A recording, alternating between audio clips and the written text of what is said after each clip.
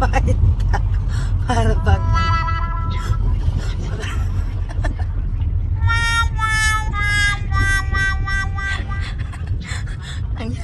ang yaman ng kapatid ko, di ba? Nakaperas. Wow! Anong masasabi? Wala akong boses, guys. Pero pretty pa rin. Yung sister ko. Hello guys! Yan, pag-uwi na kami. Walang voice ang inyong magandang masyang. Hindi naman ako nagsisisigaw, guys. Ganun talaga. Pag maganda. Ayan.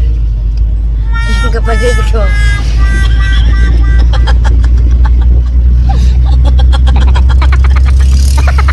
Ang ganda niya, di ba? Pero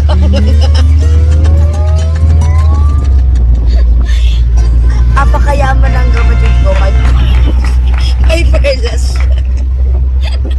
Pero, dapat guys, pag nagbabiyahe kayo, kumain na kayo. Para pag nakatulog kayo, hindi kayo nakanganga. Yan. Pero pretty pa rin siya, guys. Look. Di ba? What can you say? Wala siyang masabi. Kasi nauutot siya. Kain tayo ng mais, guys. Oh, mais kayo dyan. Ayan. Kain tayo ng mais. Na may iba't ibang kulay. Magpasensya niyo yung kapatid kong maganda yun. Kain tayo ng mais, guys. Wow!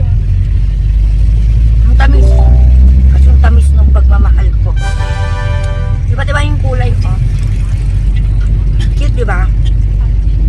Tamis. Nabibili lang po ito along the highway dito sa may Pangasinan.